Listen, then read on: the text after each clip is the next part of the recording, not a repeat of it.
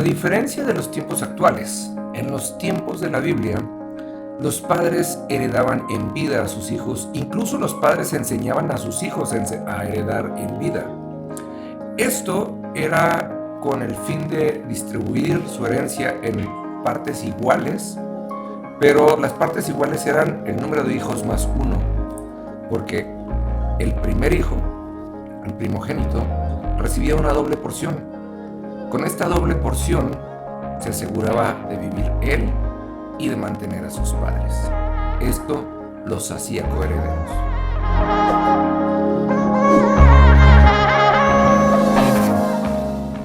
¿Qué tal, amigos? Muy buenos días. ¿Qué le pareció? Mire, estamos empezando la quinta semana, qué rápido, de estos temas de las etapas del creyente, y el día de hoy empezamos la etapa final y empezamos la de coherederos. Y mire qué importante que empezamos con esta aclaración de cómo funcionaba el tema de ser coherederos. En México hay una teoría de que quienes heredan se gastan la herencia y luego se quedan en la calle.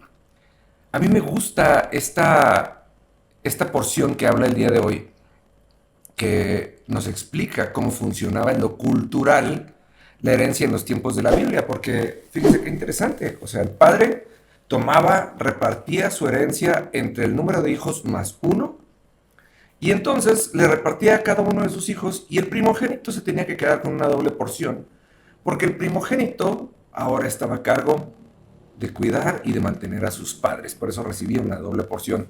Y esto también le enseñaba a administrar su herencia, a multiplicarla y saber que tiene una responsabilidad, que es el cuidar de sus padres. Esto tiene mucho sentido, porque hay veces que nosotros nos ponemos a pensar, ¿y qué pasaría si Dios nos diera todo lo que le pedimos?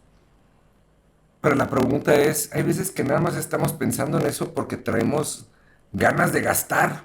Y como decía el apóstol Santiago, ¿no? Piden y no reciben porque piden para gastar. El coheredero, amados, tiene una identidad muy interesante. A mí la historia más tangible acerca de ser coheredero en la Biblia se me hace la del hijo pródigo. El hijo pródigo quiso heredar y fue heredero. Le entregaron su herencia, se la gastó al grado que se quedó en la calle, se estaba muriendo de hambre. Y cuando volteó a ver la casa de su padre, se dio cuenta que la casa de su padre no se había visto afectada porque él se llevara una parte de la herencia. Al contrario, veía que su casa seguía, o la casa de su padre seguía prosperando. Y entonces, el hijo pródigo, lejos de pedir, se dio cuenta que necesitaba hacerse parte. Y entonces se dio cuenta que la riqueza está en el producir, más que en el tener o en el gastar. Y por eso su primer pensamiento, cuando regresa a casa de su padre, y lo primero que le dice es: contrátame como uno de tus jornaleros, enséñame a funcionar como tú funcionas. Y entonces fue cuando el padre, al darse cuenta que quería ser coheredero y no solamente heredero, se llenó de gozo, porque ahora el hijo estaba con la intención absoluta de adoptar la identidad de su padre, de aprender los secretos de su padre, de saber hacer y pensar y hacer. Ahora, en nuestra fe, amados, es exactamente igual. Usted y yo podemos pasar nuestra vida entera, amados, pidiéndole a Dios, y probablemente Dios nos dé. Pero ¿saben cuándo Dios va a derramar ahora sí que su bendición sobre nosotros de verdad? Cuando vayamos delante de Él y le digamos como el hijo pródigo: contrátame como uno de tus jornaleros, enséñame a ser como tú, enséñame a producir como tú, y enséñame a multiplicar lo que pongas en mis manos.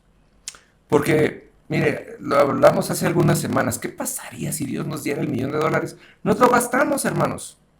¿Por qué no tenemos un plan más que para gastar? Porque no estamos dispuestos a ser parte de. Pero ¿qué pasaría si Dios nos diera $1,000,000 para administrar? Y así como le hizo el de los talentos, ¿no? El siervo. Señor, me diste 3, pues aquí están 3 más. Eso no quiere decir que el siervo no haya comido. Eso no quiere decir que el siervo no haya gastado. Eso no quiere decir Ni siquiera sabemos cuánto tiempo se fue el amo. Lo importante es que cuando regresó, el siervo se había comportado como coheredero. Se hizo parte de, vivió de ello, definitivamente vivió de ello, pero lo multiplicó, sabiendo que su naturaleza era la que le había inspirado su amo. Lo mismo hace Dios con nosotros cuando decidimos ser coherederos, cuando decidimos haber pasado por ovejas, por siervos, por amigos, por hijos. Y ahora nuestra fe nos hace producir. Se lo dejo de tarea, nos vemos mañana y dígame qué opina.